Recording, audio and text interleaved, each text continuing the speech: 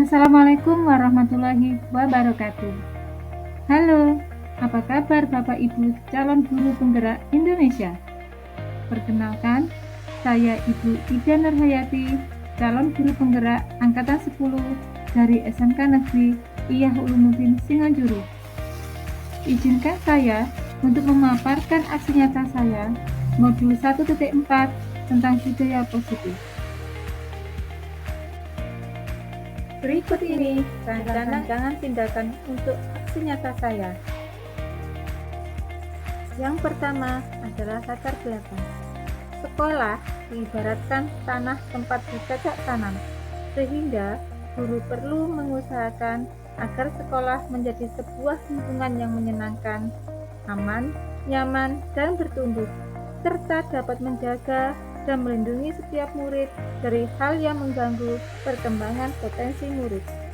Salah satu tanggung jawab seorang guru adalah bagaimana menciptakan lingkungan positif yang saling mendukung dan kolaborasi, sehingga tercipta suasana pembiasaan baik. Dari pembiasaan baik tumbuh menjadi karakter baik warga sekolah dan pada akhirnya akan membentuk budaya positif. Berikutnya adalah tujuan. Yang pertama, mewujudkan kolaborasi semua pemangku kepentingan sekolah agar tercipta budaya positif di sekolah, dengan meyakini nilai-nilai kebajikan yang dapat mengembangkan karakter murid. Yang kedua, membangun budaya dengan menerapkan konsep disiplin positif dalam berinteraksi dengan murid. Yang ketiga, menciptakan murid yang merdeka dan mempunyai disiplin diri yang kuat sesuai dengan profil pelajar Pancasila. Tolak ukur keberhasilan aksi nyata saya adalah 1. Penerapan berbagai bentuk budaya positif di sekolah sebagai wujud implementasi nilai-nilai profil pelajar Pancasila secara sadar dan berkelanjutan. Kedua, adanya perubahan perilaku siswa menjadi lebih baik dengan terbangunnya disiplin positif pada dirinya.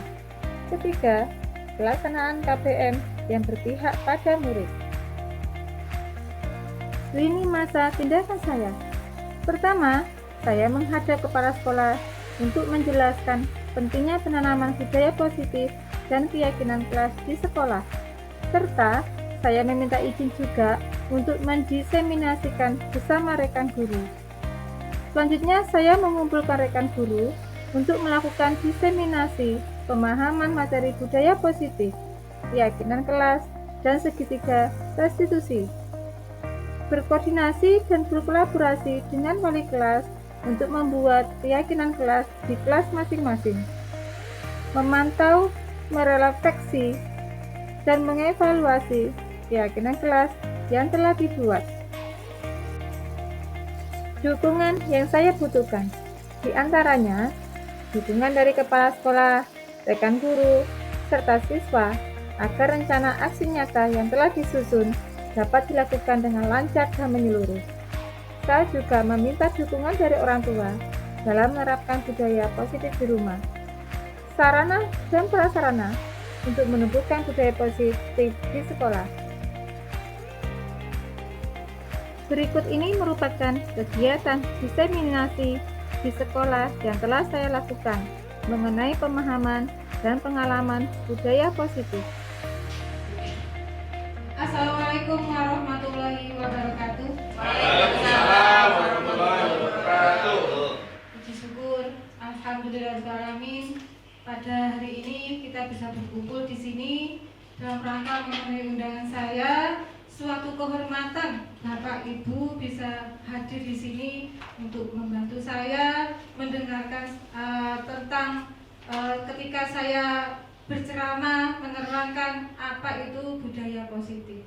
Terima kasih Bapak Ibu, saya tahu jenengan semua banyak tugas dan banyak kegiatan, tapi jenengan sempatkan ke saya memenuhi panggilan saya, suatu kehormatan yang luar biasa bagi saya. Terima kasih. Bapak Ibu, sebelum saya memaparkan budaya positif, ini sebenarnya tugas saya untuk memenuhi kewajiban saya mengerjakan tugas diseminasi modul 1.4 tentang budaya positif. Tapi sebelum kita menginjak apa itu budaya positif, kita melihat dulu video bagaimana karakter siswa zaman sekarang.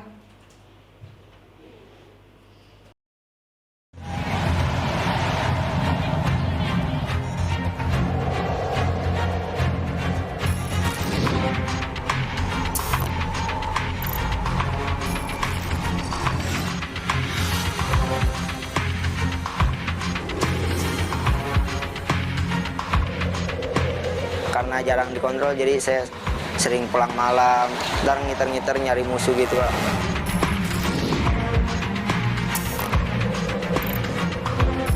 Kalau karakter tidak dibangun, ya tidak bisa kita menikmati Indonesia emas nanti.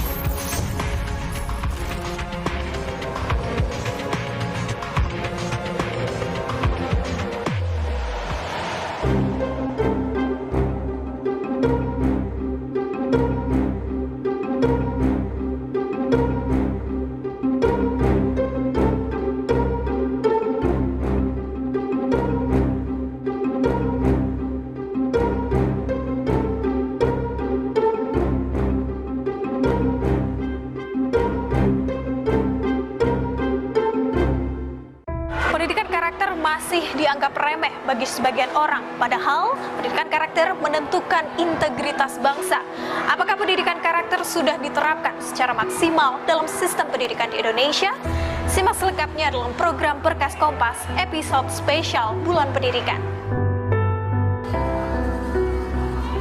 Wajah-wajah ini kelak akan jadi motor penggerak bangsa. Di tangan merekalah masa depan bangsa akan diserahkan. Karenanya, apa yang ditanamkan untuk mereka di hari ini menentukan wajah bangsa di masa depan. Tapi tak bisa dimungkiri, penanaman nilai dan karakter anak masih jauh panggang dari api.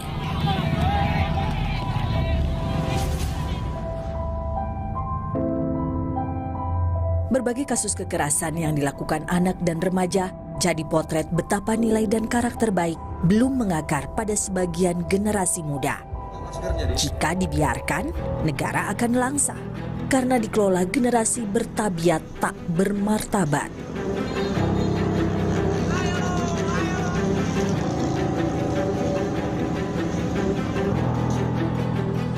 Minimnya nilai kejujuran dan integritas yang kerap dipertontonkan para abdi negara tak dimungkiri buah dari lemahnya penanaman karakter pada usia muda. Seperti yang terjadi pada anak-anak berhadapan hukum yang direhabilitasi di sentra milik Kementerian Sosial. Di sentra Handayani ada sekitar 59 anak berhadapan hukum yang sedang direhabilitasi. Mayoritas adalah pelaku tawuran. Salah satunya NN. Anak berusia 14 tahun lulusan SD ini terlibat dalam tawuran yang menimbulkan korban jiwa. 8 bulan lalu, setelah divonis 1 tahun penjara oleh Pengadilan Negeri Jakarta Barat, ia dirujuk untuk direhabilitasi di sentra Handayani.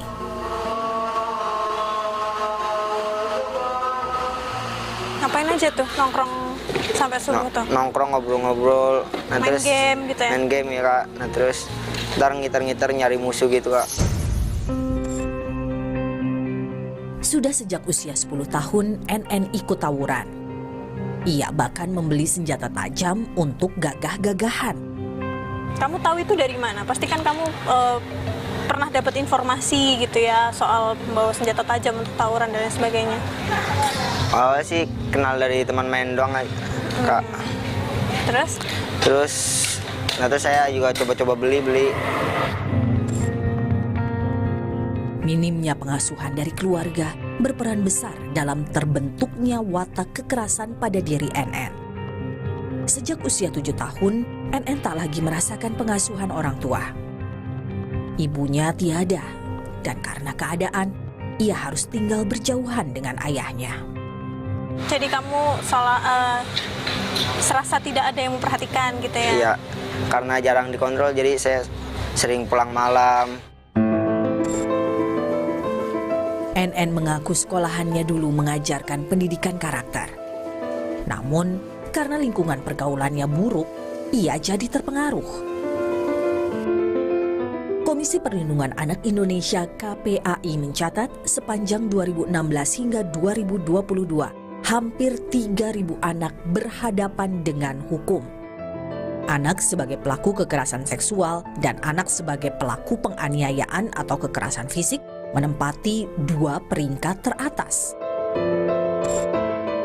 Renat Kasali, founder Rumah Perubahan, menyoroti 2 karakter utama yang masih menjadi masalah di negeri ini.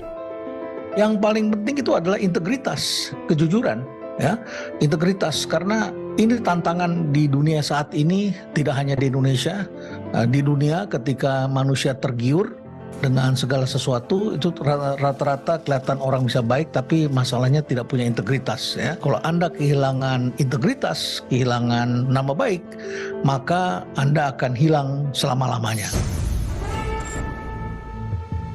Belum lagi, saat ini muncul generasi strawberry, generasi dengan karakter lemah dan mudah menyerah.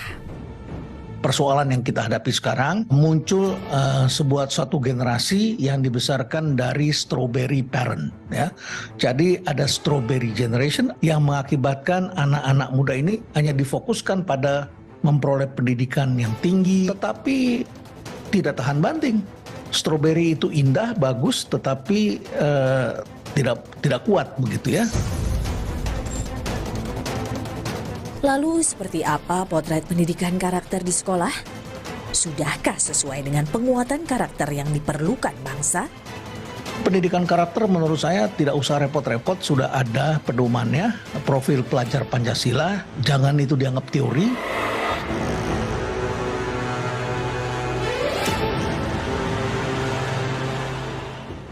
Perebutan gelar juara DFB Pokal dimulai. Laga panas, syarat teknik dan taktik.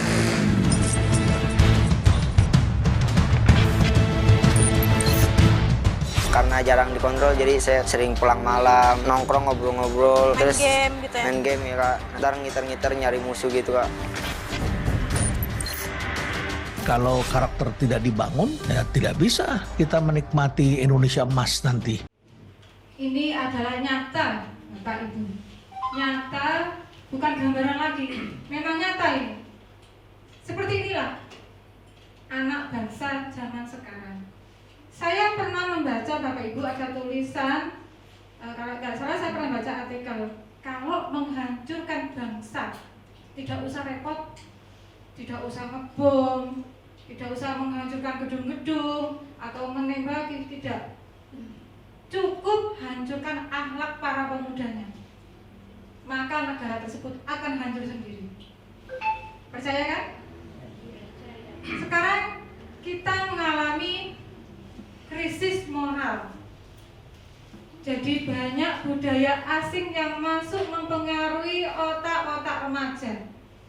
Remaja itu psikisnya masih belum stabil, bisa dipengaruhi oleh lingkungan. Yang merasa mereka nyaman, mereka senang, mereka ikut. Mereka tidak berpikir bagaimana resiko ke depannya. Yang penting senang, enjoy, dan menikmati. Itu yang mereka rasakan. Bebas. Bapak Ibu, pada tahun 2045 Indonesia akan mengalami masa keemasan. Kita tidak tahu. Apalagi saya ya, yang paling senior di sini, apakah saya bisa melewati masa generasi Indonesia emas, atau mungkin saya sudah selesai tugas saya tidak tahu. Saya pensiunnya tahun 2040, berarti saya sudah selesai. Sebenarnya kita mendidik anak tujuannya untuk bahasa Indonesia. Kita titip kepada anak-anak kita, mau dikemanakan Indonesia. Apakah semakin mundur, kita sudah berusaha di generasi kita untuk memajukan Indonesia, tetapi karena anak-anak kita, Indonesia semakin mundur. Atau hanya diam di tempat, atau semakin maju. Kita tidak tahu ke depannya seperti apakah Indonesia. Lah, di tangan kita lah mereka bisa mewujudkan Indonesia emas yang tangguh, yang berani melawan negara lain. Itulah tugas kita, Bapak Ibu. Ada pepatah yang mengatakan guru itu mudah masuk surga. Percaya? Percaya. Kita bisa masuk surga dengan gampang. Karena apa? Kita sudah mengopeni anak-anak orang, dan anak-anak orang pun mendoakan kita. Dari 1.500 saya yakin ada yang tulus mendoakan Bapak Ibu. Kita bisa masuk surga. Tapi karena muridlah kita juga terjerumus neraka. Nanti ketika kita di akhirat, jangan enak-enak. Kita mendapatkan gaji jutaan, tapi nanti kita akan dipertanggungjawabkan bagaimana kita mendapatkan gaji seperti itu, apa sesuai dengan tugas kita. Kadang saya merenung juga. Apalagi guru ada tambahan sertifikasi, tambah berat lagi. Ini bukan karena negara apik ya, baik hati memberikan kita tambah lebih tunjangan, tetapi kita juga dituntut untuk memperbaiki akhlak anak-anak dalam hal pendidikan.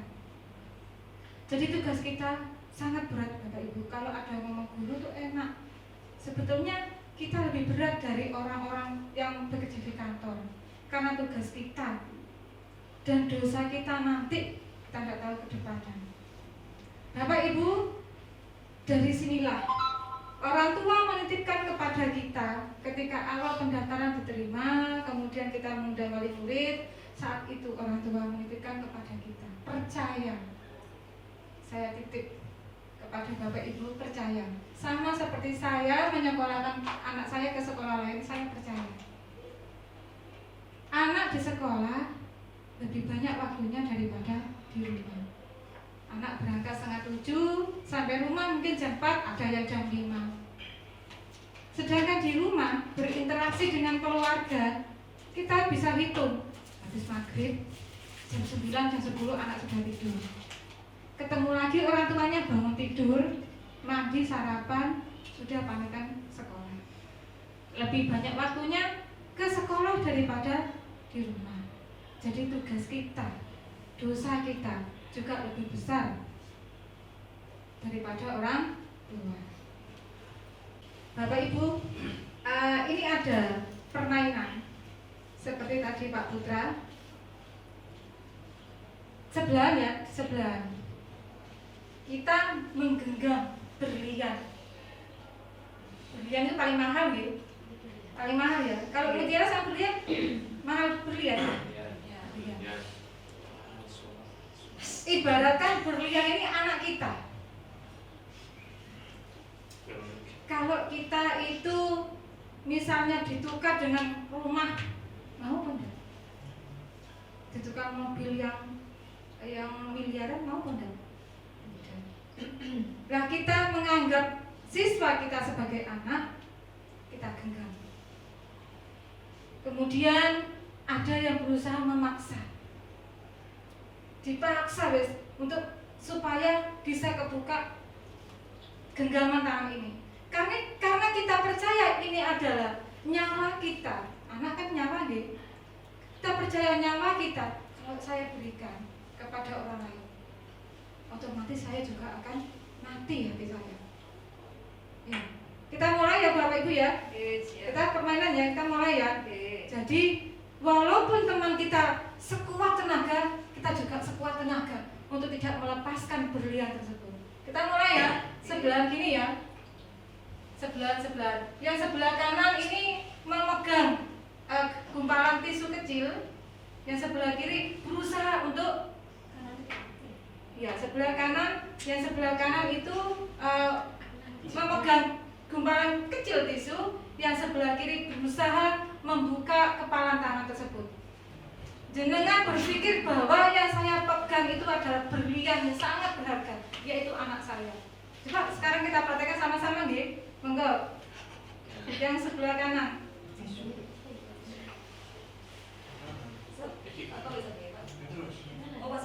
Ya, yang pasang-pasangan sini, yang Pak Ferry dengan Pak Jaka, yang Mbak Engga sama Mbak Nisfi pasang-pasangan. Nanti akan lebih seru. Kita mulai ya Bapak Ibu ya. Sekuat tenaga membuka dan sama sekuat tenaga mempertahankan tisu tersebut, karena tisu tersebut menurut dengan adalah sangat berharga, yaitu anak didik kalian. Dimulai ya, hitungan ketiga ya.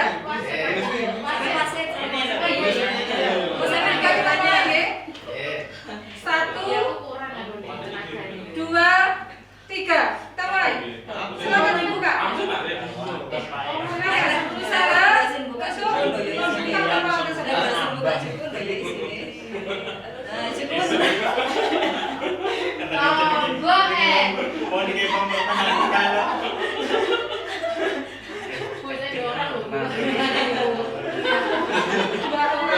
Kalau sudah jenengan, saya harus mempertahankan.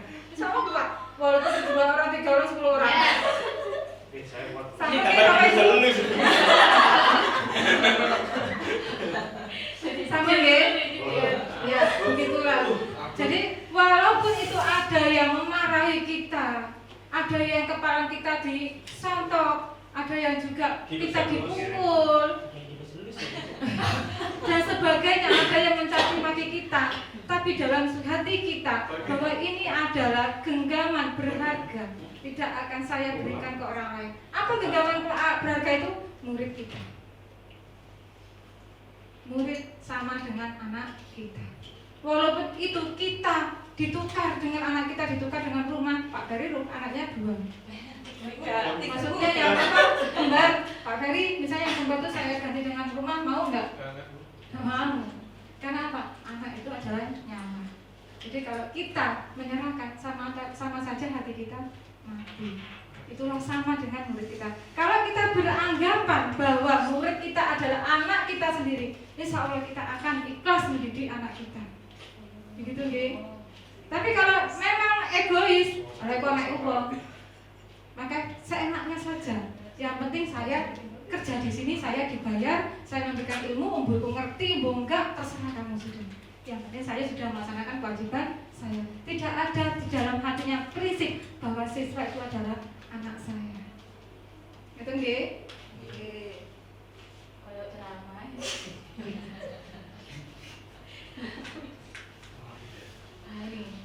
Tujuan pendidikan menurut Ki Hajar Dewantara,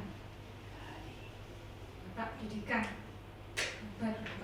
Menurut Ki Hajar Dewantara, tujuan pendidikan adalah menuntun segala kodrat yang ada pada anak-anak agar mereka dapat mencapai keselamatan dan kebahagiaan yang setinggi-tingginya, baik sebagai manusia maupun sebagai anggota masyarakat.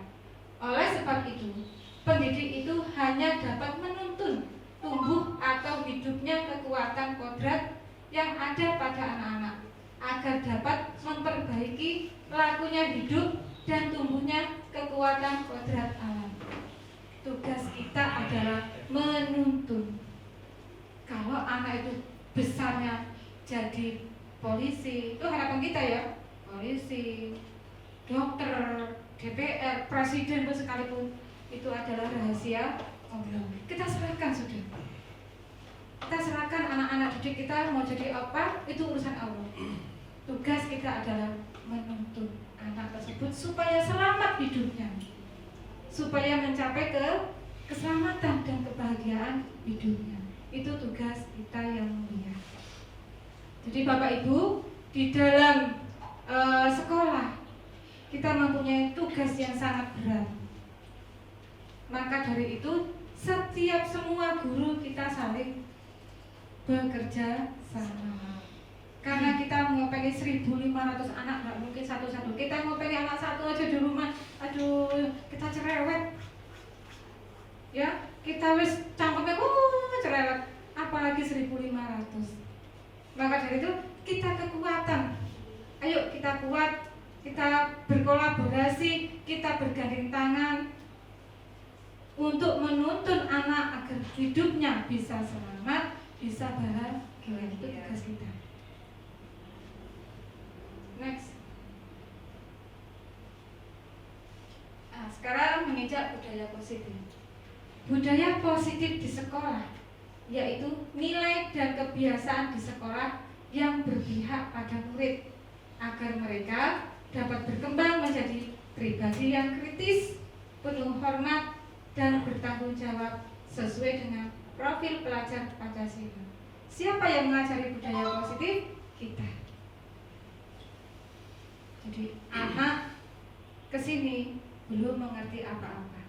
Jadi kitalah yang mengajarkan budaya positif. Tujuannya untuk apa? Untuk anak itu sendiri, supaya hidupnya selamat dan hidupnya bahagia, diterima di masyarakat, menjadi inspirasi di masyarakat.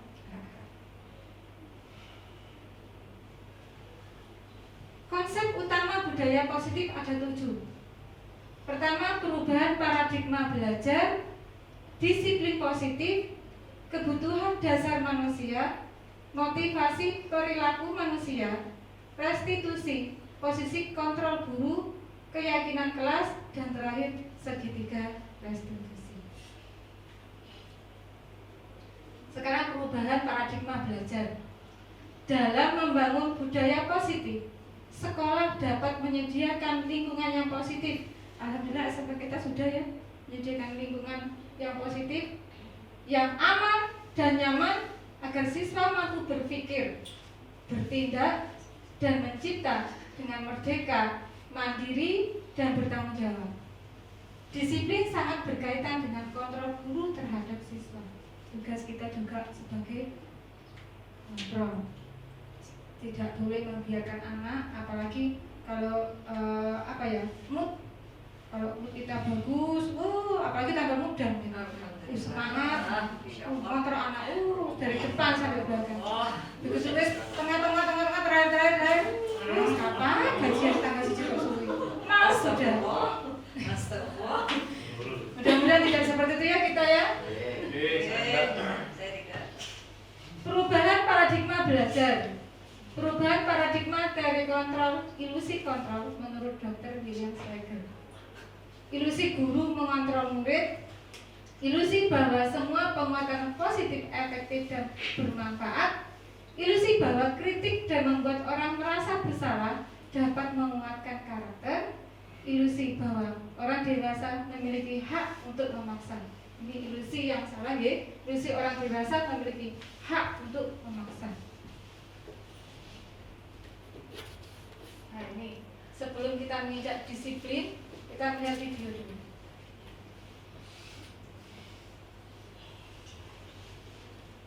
Ada swingan ini.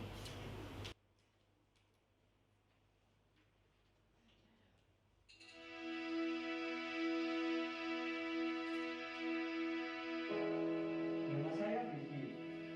Saya akan bercerita sedikit tentang pengalaman saya saat masih duduk di bangku sekolah, tepatnya 7 tahun yang lalu. Saya alumni SMA Negeri 5 Tanah Toraja. Sekolah kami sangat ketat dengan peraturan, tapi menurut saya untuk apa? Bukannya sekolah tempat untuk menyelesaikan program wajib belajar dari pemerintah.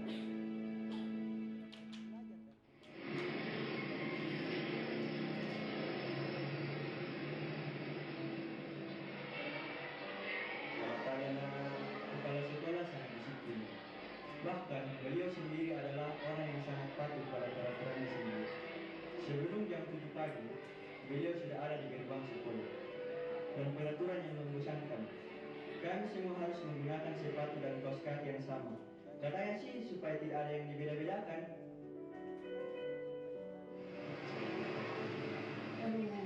Kenapa saya di situ?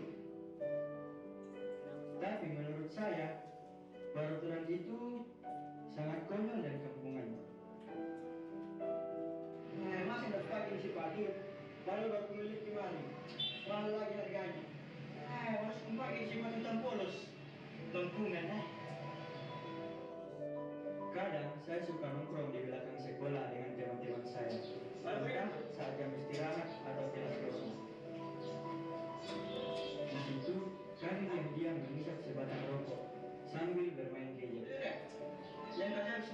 dong. Ini bermain cewek. Oh tunggu, pacaran itu. Iya, sering buat begini. Di sekolah kami, merokok dan membawa HP adalah termasuk pelanggaran berat. Tetapi kami selalu mempunyai cara untuk menyembunyikannya. Saya juga tidak pernah taat dengan kerapian. Tapi bila bertemu guru, saya dengan cepat langsung merapikan diri.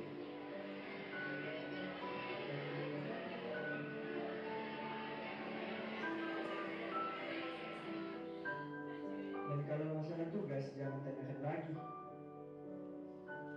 Kamu ya nak, mana tugasmu? Saya sudah bilang nak, tugas itu menentukan nilai rapormu. Sadar-sadar kau sedikit, kau sudah kelas 12 ini. Saya tidak punya waktu untuk kerja tugas, karena saya lebih memilih untuk habiskan waktu di luar bersama teman. Anak kita ini sudah sampai pada poin 60.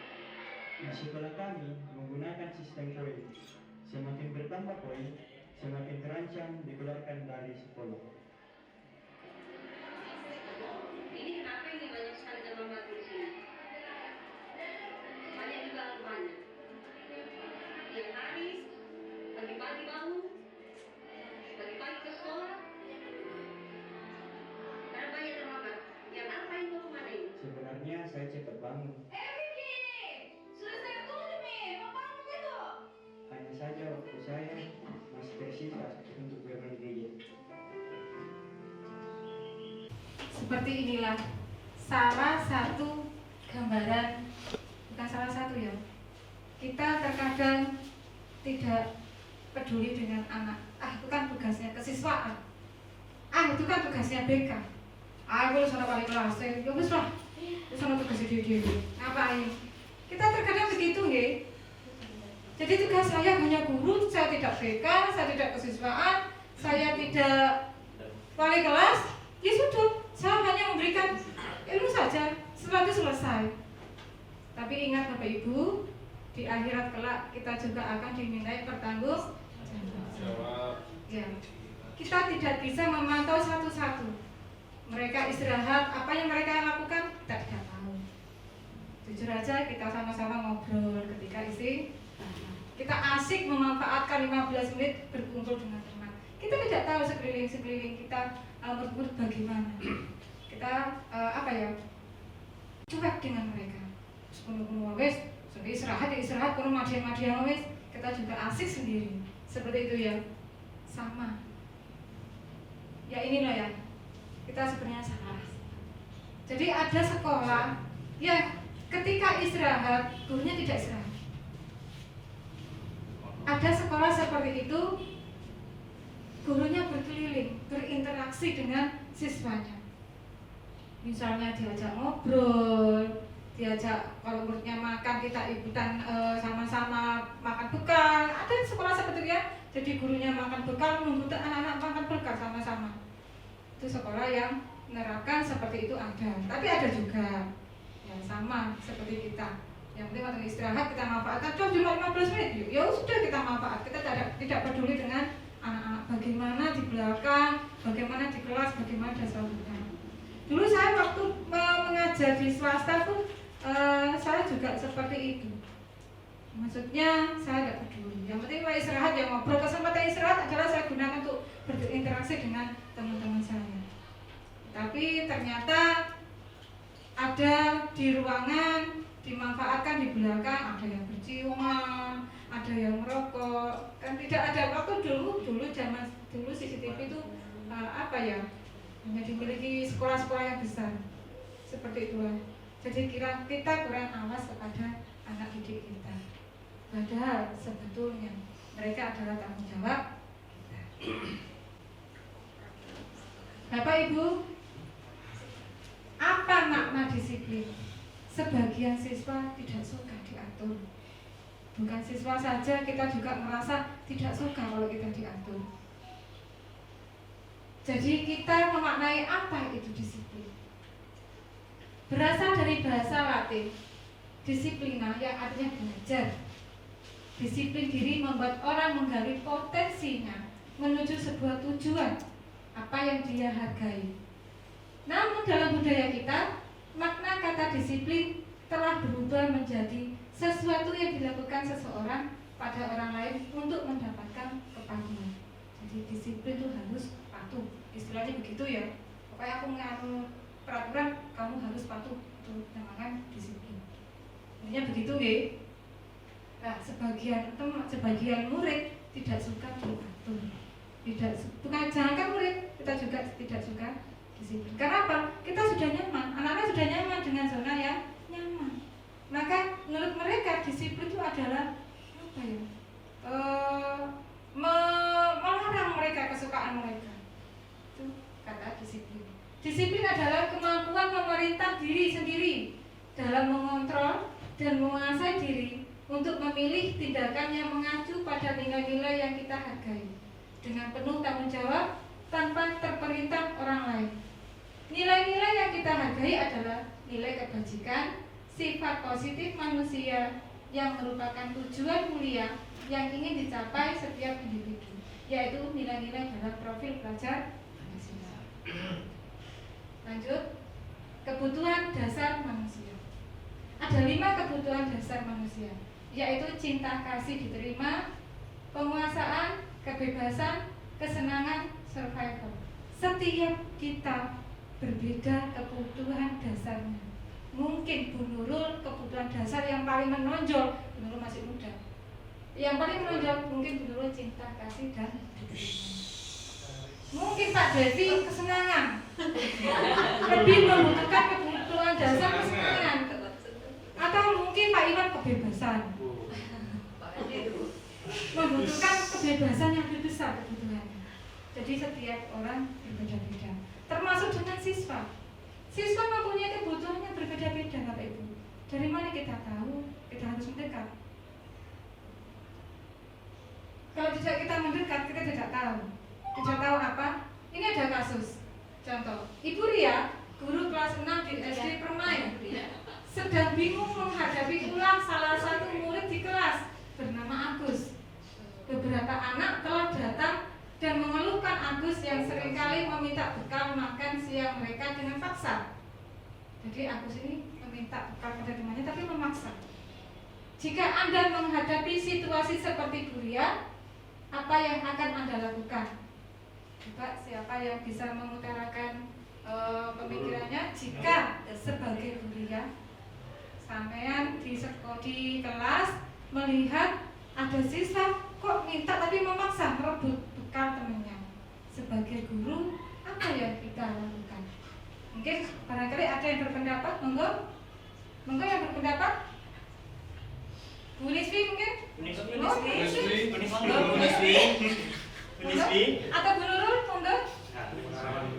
Ya, Bu Niswi, monggo Bu Niswi. Bisa menceritakan semuanya juga. Di sini kita saling sharing ya. Bagaimana kita menghadapi siswa yang apa ya, yang merebut bekal temannya. Maka Bu Nurul. Oh, jangan gurunya juga ikut merebut ya. Pengalaman pribadi. Posisikan jadi guru ya sama. Kok pas Bu Ida ya? Jadi itu. Pas apa ya? Terima kasih Bu Ida untuk ilustrasi yang ditayangkan berkaitan dengan Agus yang sering meminta bekal makan siang mereka dengan paksa. Ini saya masih mencoba berimajinasi begitu karena belum pernah menghadapi secara langsung. Ini biasanya mungkin akan dialami mungkin kalau di SD mungkin ya, kalau TK mungkin ya bisa jadi. Itu kalau di SMK selama ini saya belum pernah mengalami. Tapi mungkin kalau kita bayangkan kejadian ini terjadi, yang pertama kita coba amati terlebih dahulu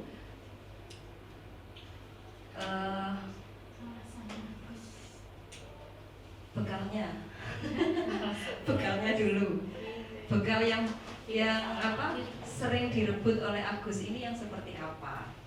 Apakah memang bekal itu bekal yang menarik yang mungkin tidak didapatkan Agus ketika di rumahnya, atau bisa jadi bekal yang direbut itu sebetulnya Agus juga sudah punya, sudah mendapatkan itu dari keluarganya, tapi karena rasa ingin mengganggu temannya, bisa jadi itu terjadi. Sehingga langkah pertama, kalau ini terjadi, kita coba analisa terlebih dahulu permasalahannya, penyebabnya. Kemudian setelah itu kita coba dekati Agus dengan mencari tahu alasannya. Mungkin kalau tadi kita sudah sempat dapat wawasan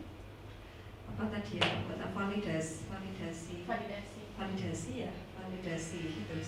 Semacam kita mencari tahu alasan dari anak tersebut. Setelah itu baru ketika sudah kita cari tahu alasannya, kita coba dekati dan memberikan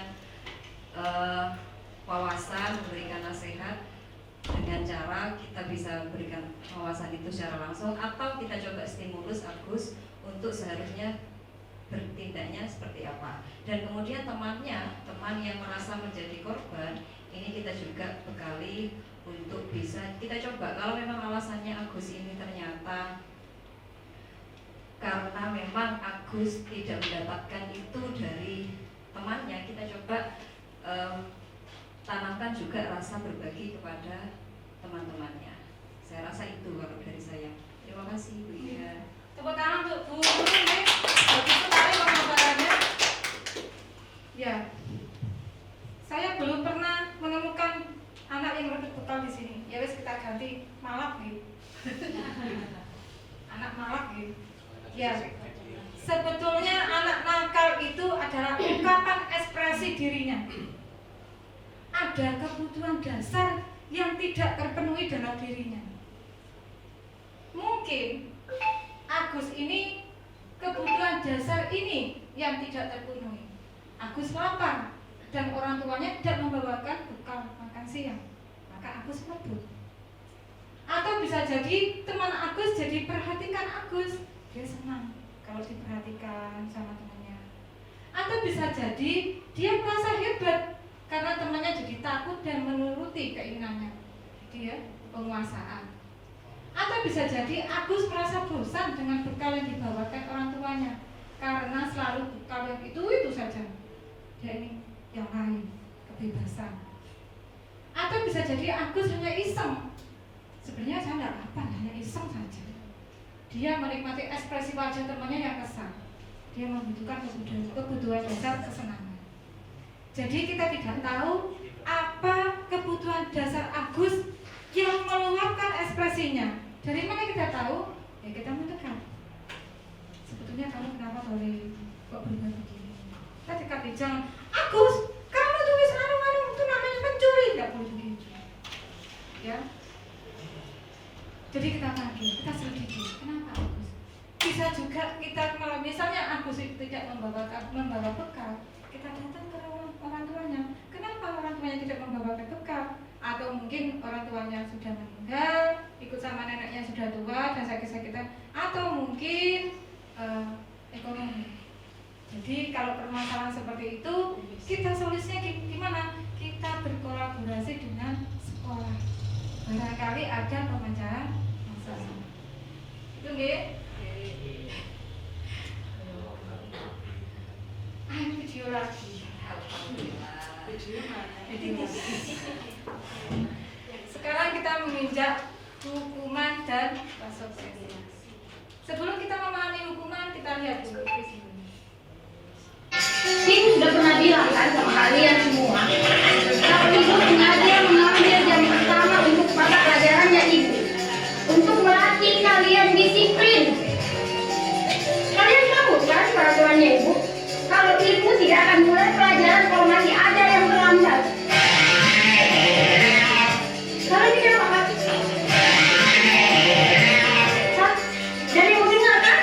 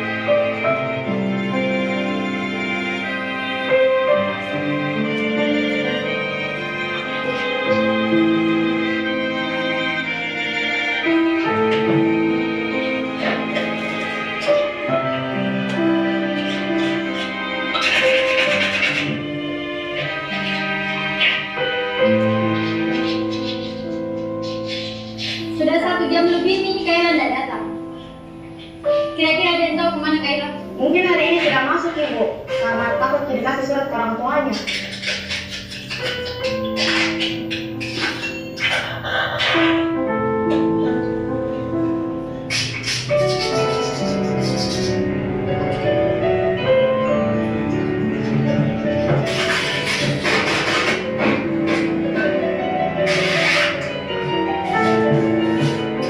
Pagi anak-anak.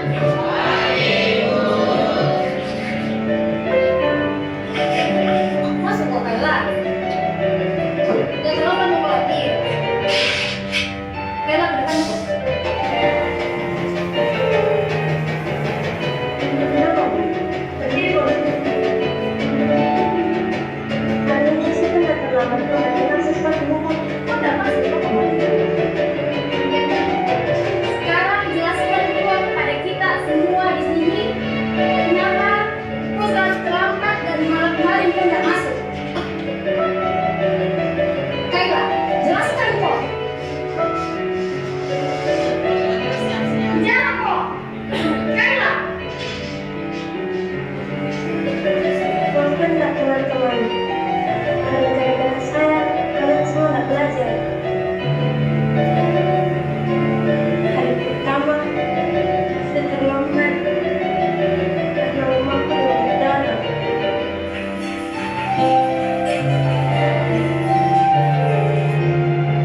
Harus diantar ke rumah sakit sebelum saya ke sekolah.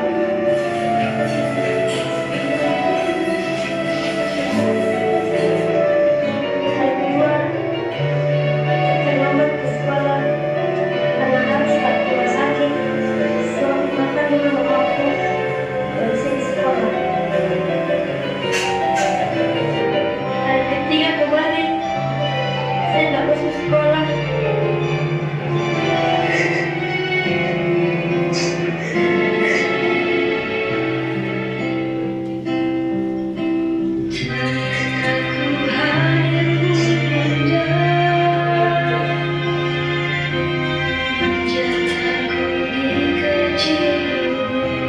Pegang bikin ruang.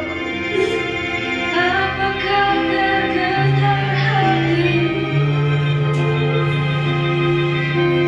di sini anakmu terjatuh? Tak ada tempatku berlindung, tangisku dalam senyum. Mamaku suruh tidur sini. Tak apa-apa, tak mau sekolah hari ini. Saya kira kalian semua menikmati Kak. Lempar Bang, lempar, lempar, lempar. Saya kira kita mau hukum Kak, hukum Bang.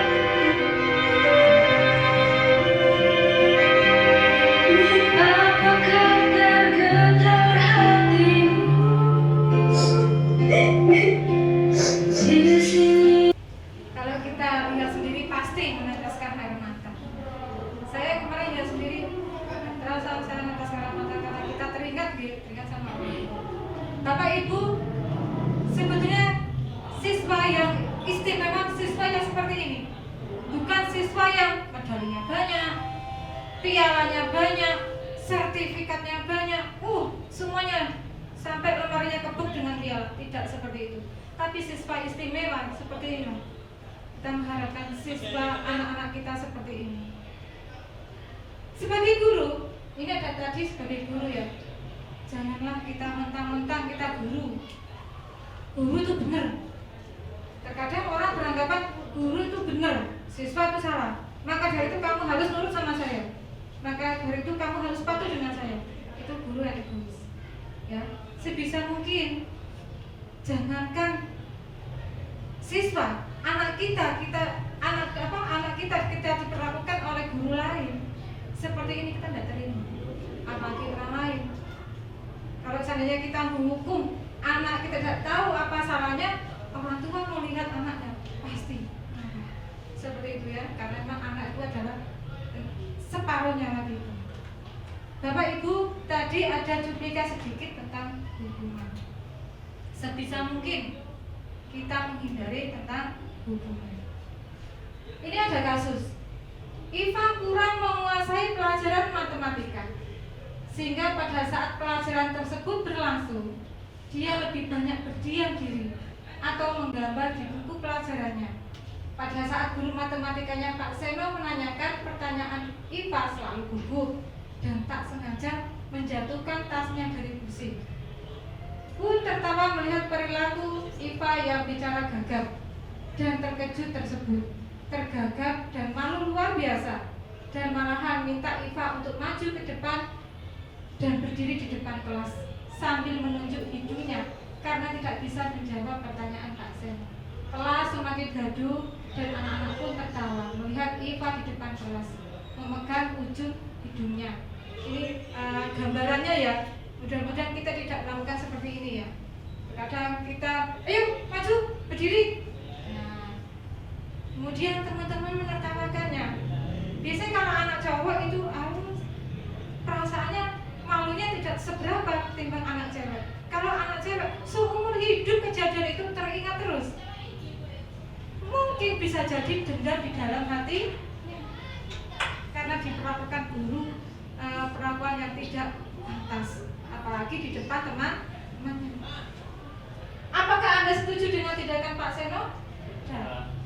Mengapa? Coba ada yang bisa menjawab mengapa?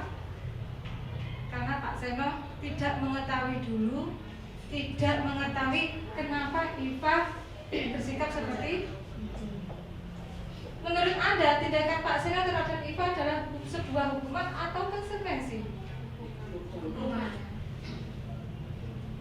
Lanjut. Nah, ini ya, bedanya hukuman dan sanksi atau konsekuensi. Hukuman sesuatu yang menyakitkan harus terjadi. Jadi hukuman siswa itu merasa sakit.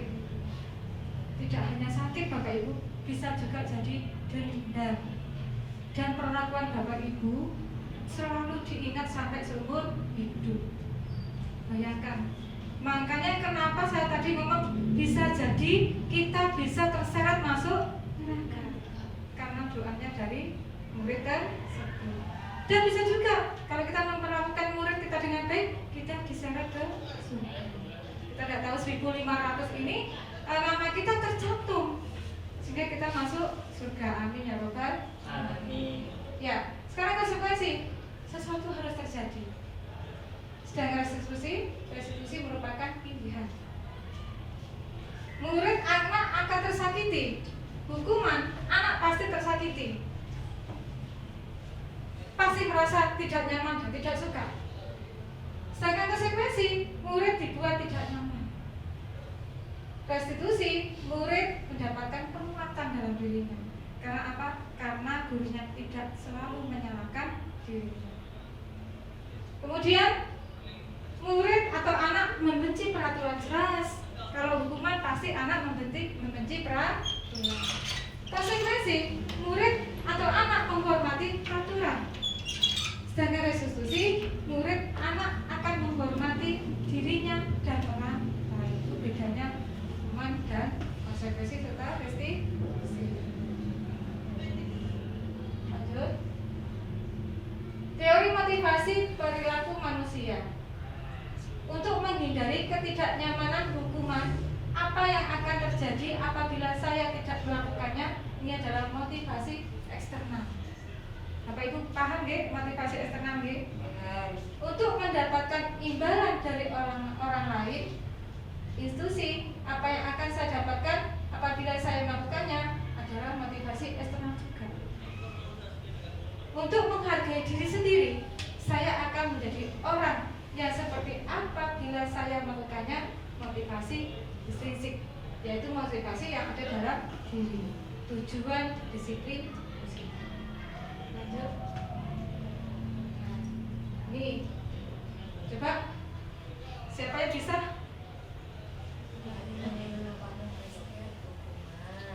Coba Bapak Ibu jenengan hafali jawabannya ya. Nanti betul berapa jenengan? Pak di dalam hatinya sendiri jenengan menjawabnya kira-kira berapa soal? 1, 2, 3, 4, 4, 5, 6, 7 soal saya benar semua atau berapa salahnya ya?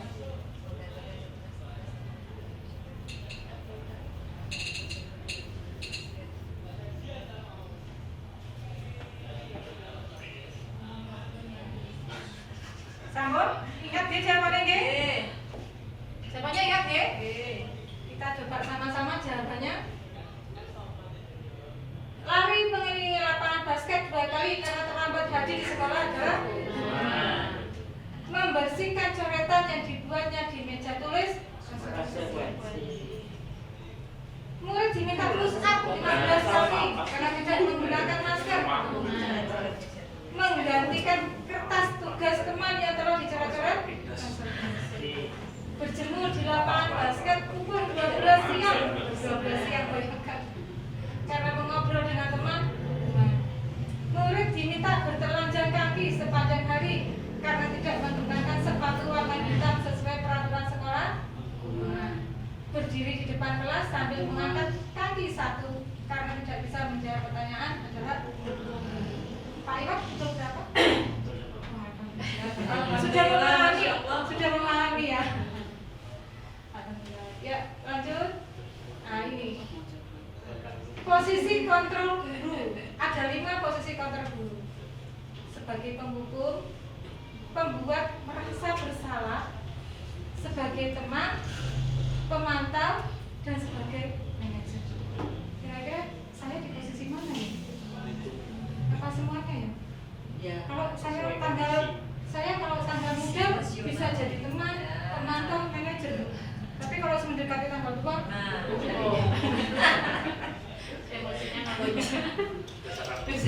emosi tanggal tua, mana ada kasus itu emosi deh.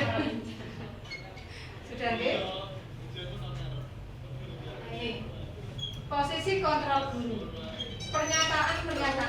Saya kecewa sekali dengan kamu. Ini posisi pembuat merasa bersalah. Kamu tidak pernah benar melakukannya. Berarti penghukum. Ayolah, lakukan demi ibu ya, sebagai teman. Apakah kamu mau mendapatkan stiker bintang hari ini? Sebagai pemantau, misalnya dipantau satu-satu. Oh, anak ini kok bagus ya sikapnya, maka mendapatkan stiker. Ini sebagai pemantau. Bagaimana kamu bisa menyelesaikan masalah ini? Sebagai manajer. Kamu selalu yang paling terakhir. Oke,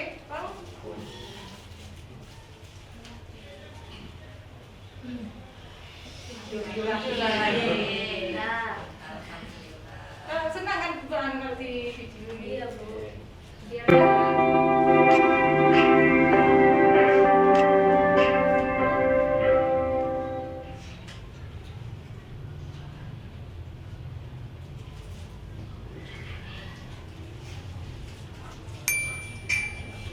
Ini sebagai penghukum. Fikri, di sini kamu.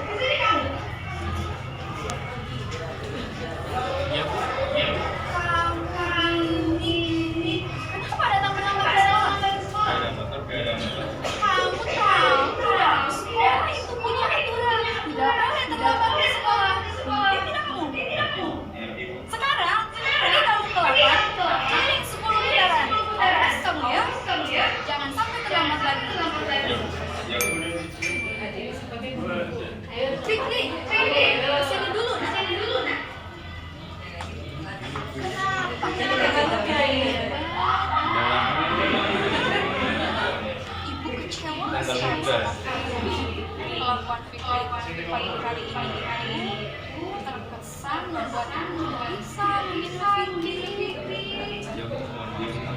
Ya sudah, Fikri sekarang boleh masuk ke kelas.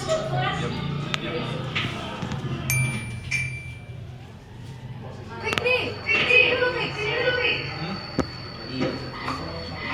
Kenapa ya benar gitu. Ya kalau gitu, lain kali jangan lain lagi ya. Kalau gitu, Fikri boleh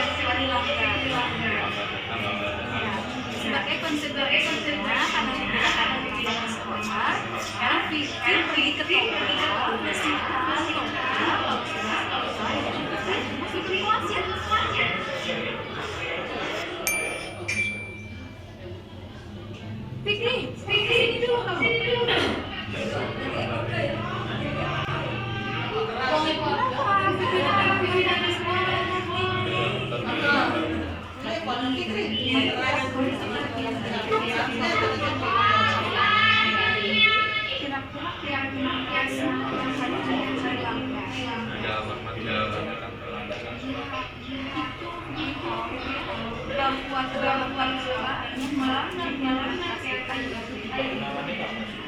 karena Fikri sudah lihat darinya, memperbaiki. Iya, berarti kira-kira tidak solusi untuk memperbaiki kesalahan hari.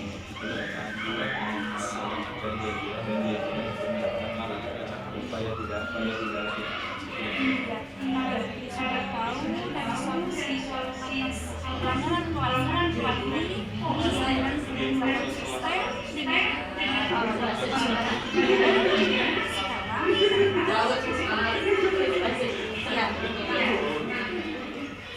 Kalau Bapak Ibu di posisi 5 kontrol sebagai apa? Bisa semuanya. Bisa semuanya. Tergantung bentuknya, tergantung tanggal juga, tergantung bentuknya. Tapi sebisa mungkin kita sebagai manajer di Bapak Ibu, karena apa, di dalam manajer kita tidak terlalu menyalahkan anak, dan anak juga akan diberikan jalan keluar sendiri terhadap masalah yang dihadapi. Tapi kesukaan itu.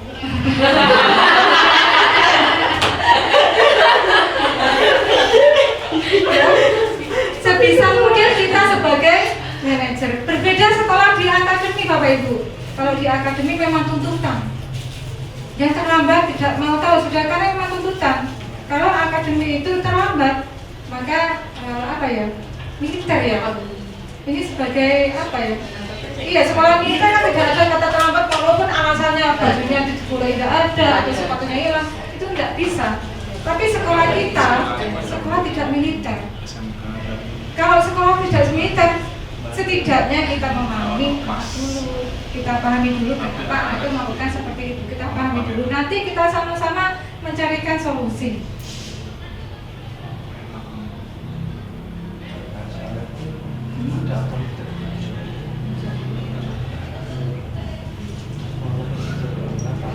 Ini kasus satu nih, pada hari Senin Pak Harun tidak masuk sekolah. Pak Harun merupakan guru matematika. Saat Ibu Wati menggantikan Pak Harun, Bu Wati baru 1 tahun menjadi guru SMP. Beberapa murid perempuan Vivi dan Natali mengetahui hal ini dan mulai menggunakan kesempatan dan bersikap seenaknya, tertawa dan tidak mengindahkan kehadiran Bu Wati. Bu Wati mencoba menyapa Vivi dan Natali dengan ramah sambil mengingatkan untuk tetap fokus pada tugasnya. Ayolah, tugasnya dikerjakan ya nak. Nanti ibu ditegur bapak kepala sekolah kalau kalian tidak mengerjakan tugas. Tolong bantu ibu ya. Namun Vivi dan Natali malah jadi tertawa. Ah ibu, santai aja lah bu. Mereka tidak mengerjakan tugas dan malah mengobrol. Ibu Wati di sini posisinya sebagai apa? Posisi kontrolnya sebagai teman. Ya. Bu Wati di sini sebagai teman. Apa itu? Ya, Bapak Ibu sudah mengerti ya?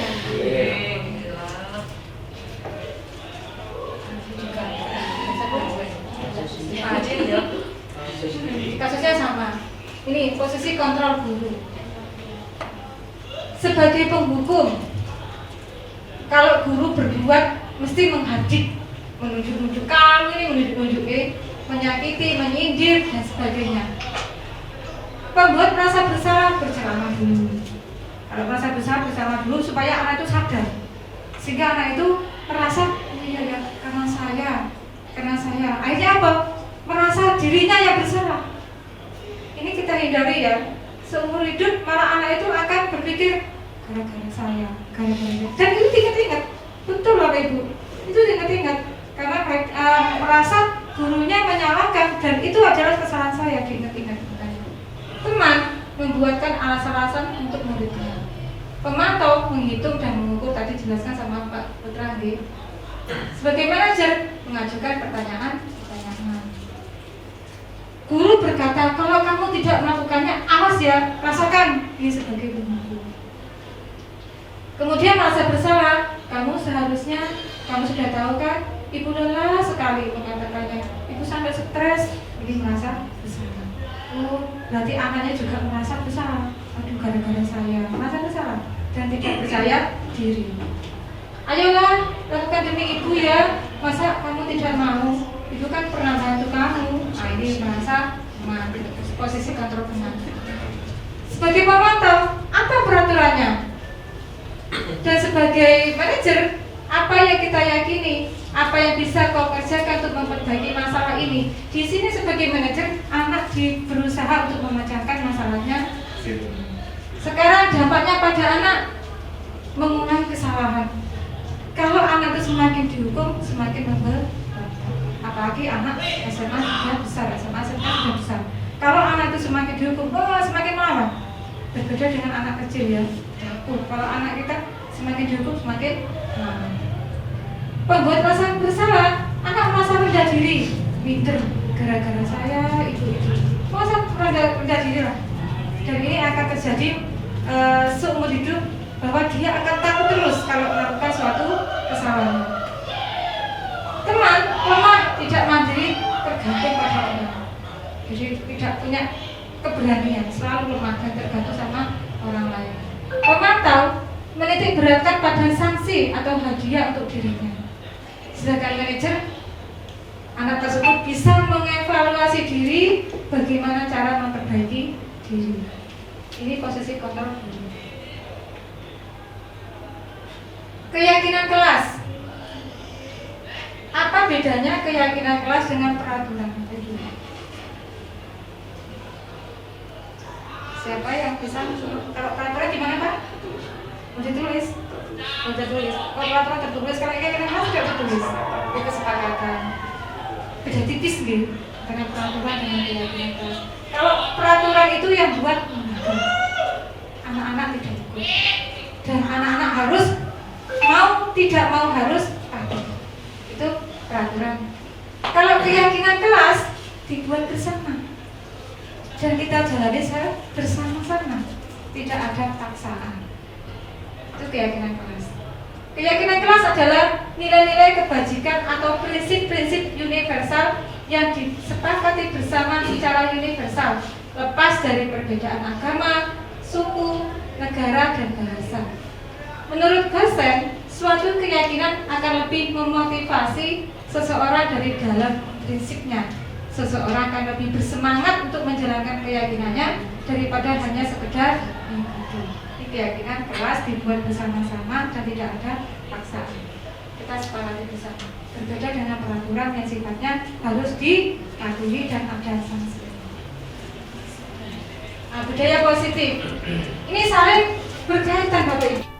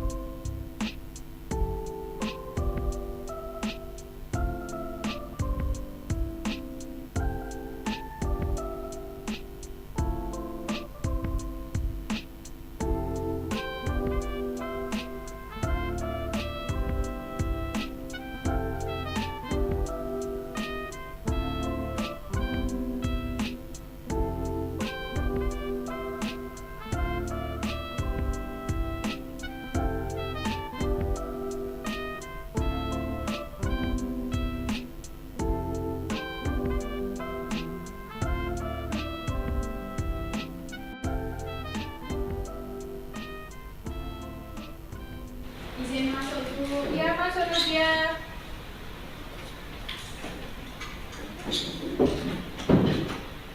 Silakan duduk Nadia. Nadia, Bu, apa kamu tahu saya panggil Bu sini kenapa?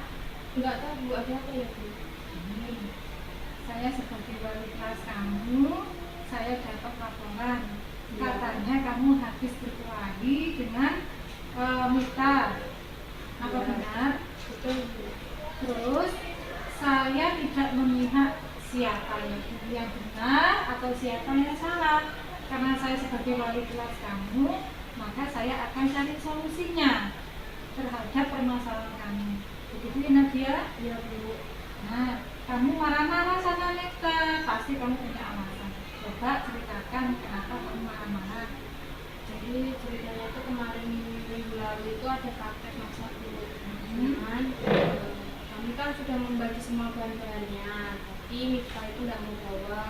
Terus ketika waktu acara hari masaknya itu, entah kenapa dia itu juga nggak mau gabung sama kita. Akhirnya hasilnya kurang maksimal, terus Pupur marah-marah ke saya. Jadi ya otomatis saya juga marah ke aku. Oh, jadi kamu kesal ya? Karena kurang bahan tadi, Pupur marah-marah ke kamu, terus kamu melampiaskan marah-marah ke Mita, begitu ya?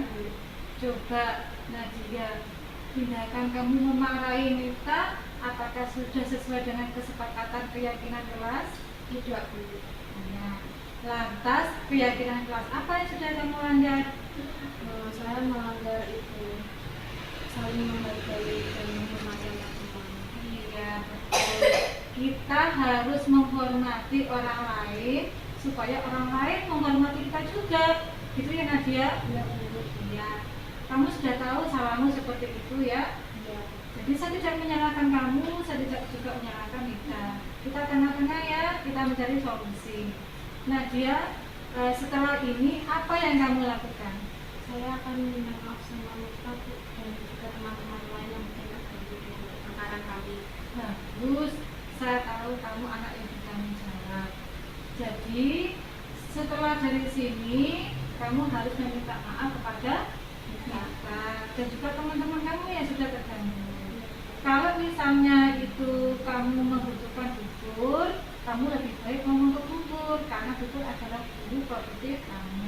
Jangan pendam sendiri. Pupur, bagaimana kalau bahannya kurang? Nah, nanti Pupur barangkali bisa mencari solusi. Gitu ya Nadia? Iya Bu. Saya harap setelah ini jangan ada pertengkaran lagi ya. Iya Bu. Ya, dan tahan emosi kamu, tahan kemarahan kamu, harus bersabar. Gitu ya Nadia? Iya Bu. Silakan kembali ke kelas dan saya kepingin dengar kamu dengan Mita baik-baik saja. Ya Nadia? Ya. Terima kasih Bu Ida. Ya, Permisi ya Bu Ida. Ya.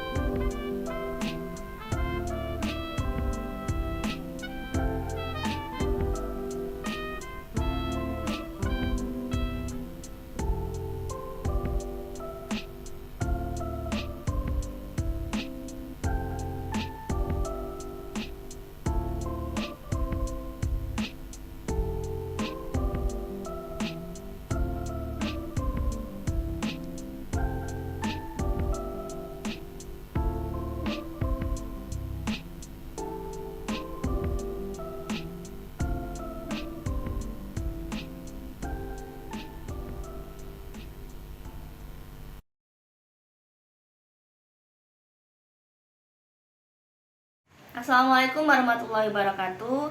Saya adalah Randi Ratnasari. Saya adalah rekan guru dari CGP Angkatan 10 Ibu Ida Nurhayati. Setelah menyimak pemaparan dari Ibu Ida terkait topik budaya positif, banyak sekali yang sudah saya dapatkan ilmu dan pengetahuan terkait dengan budaya positif. Ibu Ida sudah menjelaskan, sudah memaparkan dengan sangat baik, detail. mudah dipahami dan sangat menginspirasi bagi kami, sehingga menyadarkan kami bahwasanya budaya positif itu sangat penting untuk diaplikasikan di lingkungan sekolah, khususnya kepada peserta didik. Terus semangat Ibu Ida dan tetap menginspirasi. Wassalamualaikum warahmatullahi wabarakatuh. Waalaikumsalam warahmatullahi wabarakatuh. Bagaimana kabar kalian pagi hari ini? Alhamdulillah baik. Masih tetap semangat? Masih. Saya bisa tanya, hari ini kalian perasaannya bagaimana? Senang. Bisa berkumpul dengan teman-teman, bercanda, bergurau, seperti hari ini ya? Ya. Hari ini kita masih diberikan kesempatan untuk bisa menikmati hari-hari indah kita. Kira-kira 5 kelas. Pernah dengar nggak kalian punya 5 kelas? Pernah dengar belum? Belum. Kalau peraturan? Pernah. Apa sih Bu peraturan kelas sama keyakinan kelas itu? Apa itu? Kalau keyakinan kelas sama peraturan kelas beda tipis ya. Ya. Jadi kalau peraturan itu yang membuat dari lembaga. Tapi kalau keyakinan kelas kita buat sendiri, kita sepakati bersama. Kita buat bersama, disepakati bersama. Ini keyakinan kedudukan. Bapak saya ingin tahu, kira-kira sampai kepingin punya teman seperti apa? Yang baik, yang baik. Yang mau nyontohi Ibu. Ya. Yang mau berbagi Ibu.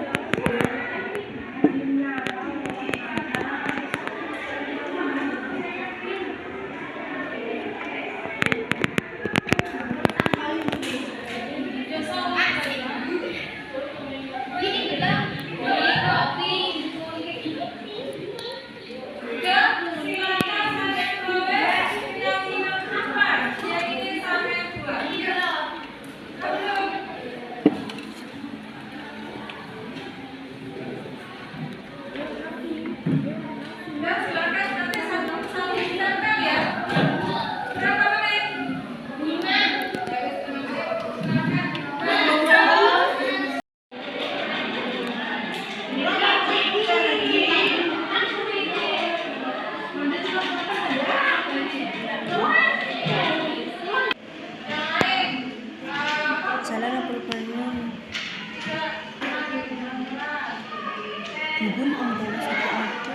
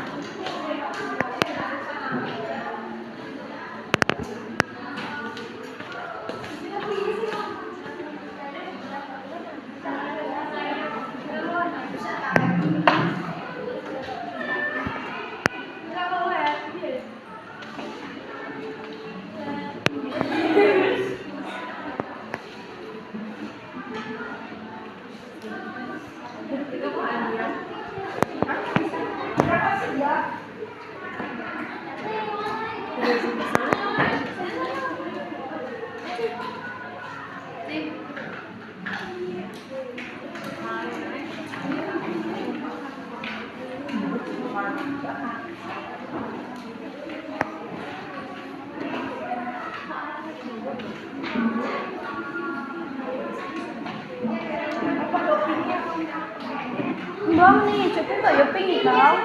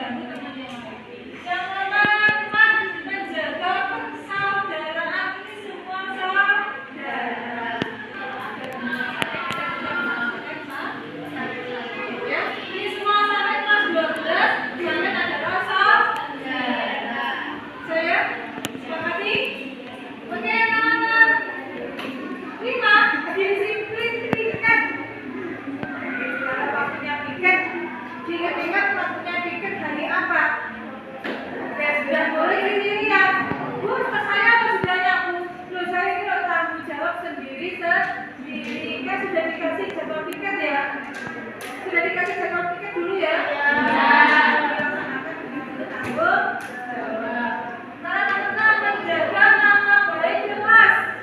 Misalnya ada temannya, dia dulu temanku begini sampai ngomong di kelas lain, menyebar satu sekolah, nggak boleh ya, nggak boleh.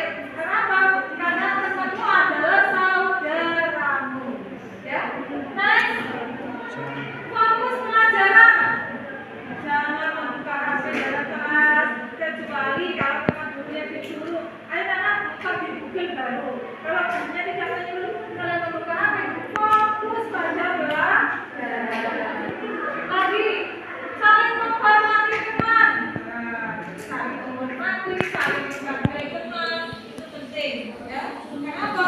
Kita ingin juga dihormati, kita ingin juga dihargai. Makanya kalau kita ingin dihormati, dihargai, kita juga harus menghormati dan menghargai orang lain. Tidak boleh menghormati, menyasar, tidak boleh. Dekat dari sini kita simpulkan, dari kita di sini kalian, ini sudah terjadi keyakinan kelas. Kita sepakati. Kita sepakati anak? Kita sepakati ya? Ya. Oke, hari ini kita sepakati, kita sudah membuat keyakinan kelas kita bersama. Ya? Oke, kalian pada tenang semuanya. Terima kasih, mudah-mudahan ini bisa continue seterusnya. Ya, continue. Tidak hanya di kelas 10 saja, kelas 11, kelas 12 tetap bisa dalam menjalani keyakinan kita. Ya, ada pertanyaan dari sini? Ada yang keberatan? Oke, terima kasih karena hari ini sana sudah dibikin video di kelas bersama. Mudah-mudahan kita bisa melaksanakan seterusnya. Oke? Assalamualaikum warahmatullahi wabarakatuh. Waalaikumsalam warahmatullahi wabarakatuh. Izin masuk dulu. Iya, masuk Nadia.